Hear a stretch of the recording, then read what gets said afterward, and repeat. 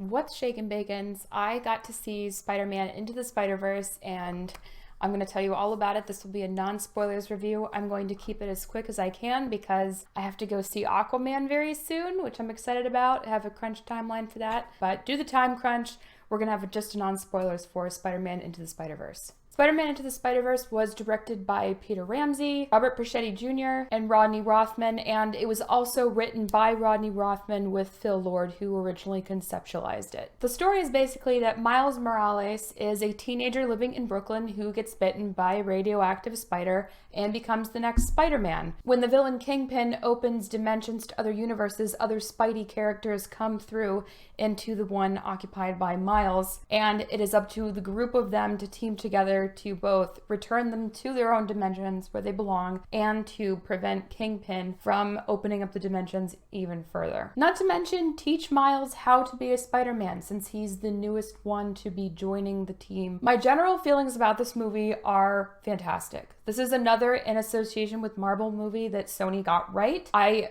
am very, very happy with this film. I had high expectations going in, and I am really pleased to say that not only were my expectations met, but they were even exceeded.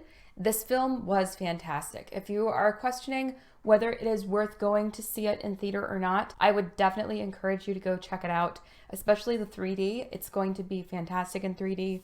I unfortunately didn't see it in 3D, but the visual style that the film is done in is so incredible that 3D would only lend itself phenomenally to it. So I have to say, if you have an option to see it in 3D, now that I've actually seen it and I know what to recommend. The story was really well written. There was a couple of things that I had questions on, but overall, insanely well written. There were some twists and turns I didn't guess. And just like any superhero movie, the ending is going to be predictable to an extent, especially since this is a more family-oriented film, although there's a lot of themes and messages in this that are not for younger audiences, so there's something for each generation to be found in this film, I think. They do some really interesting things with the trope characters that come along with the Spider-Man universe, some really great introductions for the different Spideys that come through. I love their take on Aunt May in this, and the villain even had a good, believable backstory. He had believable motivations. Granted, he wasn't as well fleshed out as other villains have been in recent films. You end up believing in his motivation and in what he's trying to do. And it almost makes you feel for him in a way, which kind of makes it worse because you get to see this villain kind of trapped in his own cycle of self-repeating violence. And you get to understand, oh, this is how this person has come to this point and has become this sort of supervillain. Seeing all the different Spideys was amazing. I think that all the voice acting was terrific. There were a few lines that were flubbed by Nick Cage as Spider-Noir and more as Miles. There was a couple lines he didn't quite sell me on, but other than that, everyone was great. Jake Johnson was phenomenal as Sweatpants Spidey. He was very funny. I thought Haley Steinfeld did a great job as playing Gwen as Spider-Woman. And I love John Mulaney. I'm a huge stand-up comedy person, so hearing John Mulaney voice Spider-Pig is quite an experience. The story flows very well. It's very organic. You really feel for the characters. You get to see the different takes on the origin story that we're getting here compared to the standard origin story that we've experienced repeatedly with the other films. And it really does kind of poke fun yet pay tribute to the Spider-Man films that came before it in a very relatable way. And there's an end credits scene where it does the same thing and it sets it up for a potential sequel. And typically this year I've seen a bunch of bad movies and they've hinted at sequels and I've just been like, why? But this film, I was like, yes, because it was so well done. The characters suck you in. The universe sucks you in. The visual style is just so incredible. There are so many core elements that they pull in from traditional comic books. For example, they'll shine a light in the film and the different dots of the light where it's penetrating will appear and look like a graphic novel's print dot grid matrix. It's so cool to watch. There's a couple instances of plot holes. One is that they don't really explain where the spider that bit him came from. Granted, I'm trying to remember. I feel like it was referenced at the very beginning of the film somewhere, but there's hints that the spider came from another dimension, and I'm wondering if it's going to get wrapped into a sequel. Like maybe Miles can survive into other dimensions where the other Spideys cannot because his atoms merged somehow.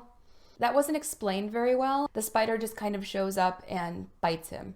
Unlike in other Spider-Man movies where you actually kind of have a context for where the spider comes from, it's not the case in this one. So that to me was a bit of a gap in the story. Another large gap in the story was that there's some warped timeline and space dimension shenanigans that occur in the end sequence. And I think it's one of those instances where the directors and the writers are kind of just hoping we'll go with the ride. And you can go with the ride, but at the same time you see characters related to Miles show up. You know, they are peripheral to the storyline, but they're also important in their own right. And you're like, well, I thought that they were in a completely different location. How did he get here? And there's just some inconsistencies there that were not explained, and they don't really have a lot of context. I also feel that it's noteworthy that the end scenes coloring and flashing of the colors reminded me a lot of that Pokemon episode that caused kids to have a lot of seizures in Japan. If you are someone who has any kind of epileptic or seizure issues, you may want to look into whether or not that's safe for you to view. I would hope that they would have ensured that there's no problem there. However, I feel like you may want to take that into consideration. That's just a very quick aside. If you don't have that issue, it doesn't detract at all from the end sequence. In terms of entertainment, it's on point. The music's on point. There's a wonderful cameo from Stan Lee in there. Got me a little misty-eyed. And there are other moments in the movie where you've felt so much for the characters and you're so invested in them, not just in Miles, but in Miles' family and in the other Spidey characters, that I actually got a little teary in a few spots. So you definitely really get pulled in and engaged. So this film really grabs you and takes you along for the ride. I'm so impressed by it. I keep saying that and I really mean it. I am so impressed by this movie. My final rating for Spider-Man Into the Spider-Verse is a 93%. This has been one of the better movies that has come out this year. I can't recommend it enough. I would definitely encourage you if you are on the fence about it. The animation style really just makes it that much better, and it is really, really a work of art just to witness and watch, as well as the storyline is very well done. So 2 big thumbs up for me on this one. Sony, this is the second great comic book movie you've done this year, in my opinion, and I'm really impressed. Have you seen it? Are you going to? If you have, who was your favorite alternate Spidey? All right, guys, I hope you're all doing very well, and I will catch you later.